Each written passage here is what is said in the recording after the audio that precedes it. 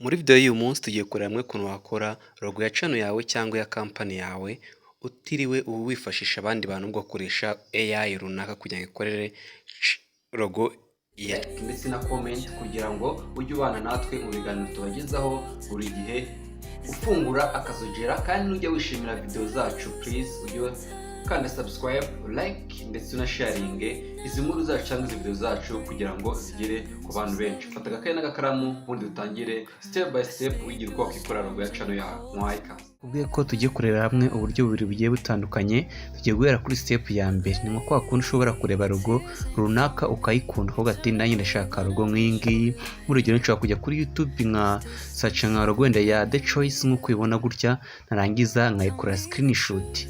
Noneho wowe utegereze ndaza kwereka ukuntu uraza kubikora kuburyo nawe wabona logo nk'ingi. Rero mbere na mbere mushimira ugejeje kuno munota ndetse musaba kugira video yose kugeza irangiye. Rero maze kora screenshot ya foto cyangwa ya cover urayikatinga ukayigira ugakuramo nyine ibidakenewe. N'urugero ko dusearching indi logo runaka ya channel runaka tuzi abantu bose mugiye muzi, dusearching ya MI cyangwa M Irene Empire nayo maze tuyikore screenshot maze tuze kuzikatinga maze nze kubereka kuntu turaza gukora logo zimeze nka za zindi.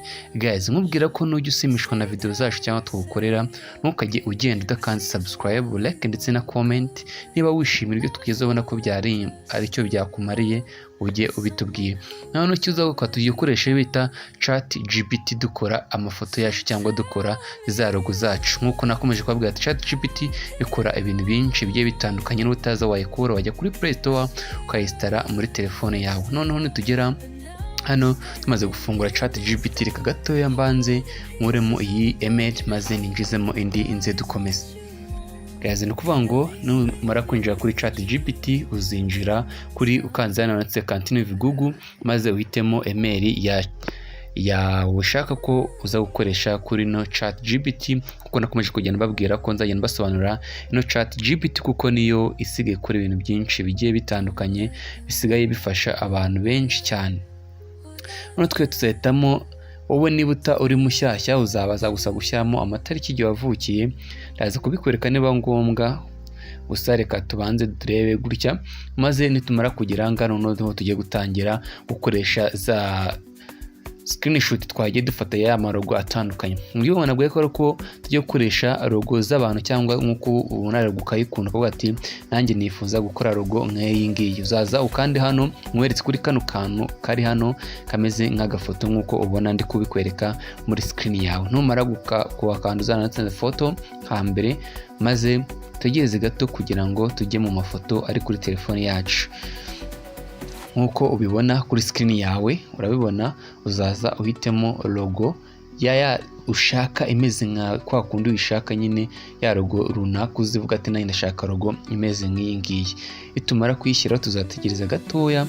Guys, mbabwira ati nuko ugenda kandi subscribe kuko ni by'agaciro kandi nuko ugiye usimbuka video utayirebye kuko hari byinshi uba wibujije cyangwa ngo utarutse ujye uyigira. None kindi wabuze ikintu cyangwa cyo uzandika ati nkorera logo nkuko ubona muri screen yawe, wabyandika mu Kinyarwanda cyangwa mu Cyongereza nta kibazo na ChatGPT irabikora neza. Tinkorera logo imeze nk'iyo bandikeho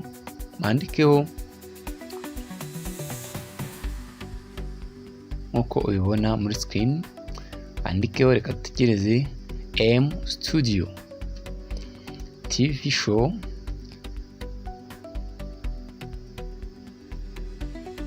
nawe niko uzayibwira ibintu byose ushaka ko kuko icyo ibwiye nicyo igukora. Muri make wowe urayitegeka maze ikagukorera. Numara rero kubyandika ibyo wifuza uzaze kandi kuri kano kantu ubona k'umweru gasa nk'akareba hejuru maze utegereze iminota mike y'abanze badukorere ya logo yacu. Niba ugejeje kuno munota uri w'agaciro kandi burya ndakubwiza ukuri uri w'agaciro cyane. Ubona ko bazahita bakoza utubazo dukeya namara kutukubaza nkuko ubibona uzahita udusubiza nurangiza ukomeze. Ngo tuzategereza iminota mike cyane maze badukorere ya logo yacu. urabona ko batangiye gukora ya logo yacu. Bizafata iminota mikeya cyane mu gihe tugitegereje. Banza kandi subscribe. Urabona ko ya logo yacu bamaze kuyidecreatingira. Wow, it's very amazing. Urabona ko imeze neza nk'uko Yago TV show yari imeze. Urabona ko bimeze kimwe, photocopy nta tandukaniro. Rero noneho type ya kabiri ariyo ngiye kubereka, cyangwa igice cya kabiri aricyo tugiye kwinjiramo. Uno kuntu uzayi downloadinga ni gutyo uzayikandaho uyifungure, maze ukande kuri kano kanditse save, izahita ijya kuri telefone yawe. Guys, ese niba ugeze kuri uno munota ibitse ukanda subscribe. Niba wishimiye ibiganiro byacu cyangwa tukugezaho guys, nuko bigenda udakanze subscribe. Nukubwira ngo ino chat GPT ushobora kwitegeka ibintu byose ushaka kandi ikabigukorera neza 100% nkuko wabyifuje. Noneho guys, ni kuvuga ngo noneho uburyo bwa kabiri ni kwa kundi uzaba ufite igitekerezo cya logo ushaka, amabara cyangwa uko yifuza. Noneho uzayibibwira nkuko ngiye urabona yabwiye ati ndashaka unkorere logo nziza ya channel. Uzabwira uko ubishaka cyangwa bitewe n'igitekerezo cyawe ufite. Ya YouTube nanjye aha nabwiye uko mbitekereza cyangwa uyo bitewe na logo nashakaga bitewe n'ibiri mu mutwe wanjye. M Studio nkuko ubonanye muri screen yawe, amagambo nanditsemo ushobora kwandikamo amagambo ushaka yari yose bitewe na logo ushaka, karazi uko uzabiteye byose ukabibwira, byaba ari mu Kinyarwanda cyangwa mu Cyongereza izahita bigukorera. Rero umaze kubikora uhita ubyoreza kuri kakao nakweretse, tugakandaho unabazahita batubaza amabara wifuza, uburyo bw'ikoranabuhanga, buri kintu cyose hano uzagisubiza. Mara kugisubiza utegereza bisoma byose, ugenda usubiza urebe rimwe uzisubiza, ariko ushyiremo kakato gutyo ugenda usubiza kugeza byose ubirangije. Ntabwo ngo wandike ibigambo byinshi, ugenda ubibwira muri make maze nayo ikikorera. Nanjye reka ngende nsubiza nkuko nanjye mbyifuza, ubundi turebe koko niba biraza gukora. Ndagusabye ino chat GPT muyibyaza umusaruro kuko ikora ibintu byinshi bigiye bitandukanye, ari nabyo nzakomeza kugenda basobanura intambwe ku yindi. Nikuvuga ko n'abaragize kuri no muyoboro wa M Studio, aha niho hantu ukwiye kuburi, niho hantu hari inyungu nyinshi, niho hantu hazakwigisha ibintu byinshi bigiye bitandukanye, uko wabyaza imbuga nkoranyambaga umusaruro ndetse n'ibindi bigiye bitandukanye, tunutoni ubusobanuro bw'amazina ndetse n'ibindi. Noneho ndagusabye niba ugeze kuri no munota ntukajye wibagirwa kandi subscribe, like ndetse na comment niba wanyuzwe n'ibiganiro byacu cyangwa ino nkuru aricyo yagufashije, wisharingira n'abandi guys kugira ngo nababashe kumenya ibyiza nk'ibi ngibi wabatanze.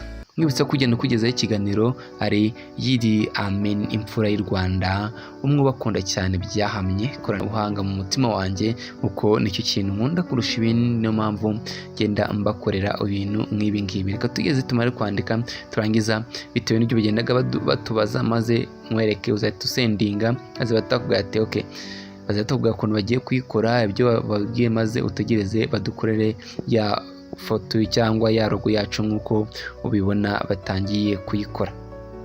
Ngo nyuma y'iminota mikeya urabona ko amaze kudukora ya logo yacu nkuko twayisabye. Bye, tuzabona ubutaha.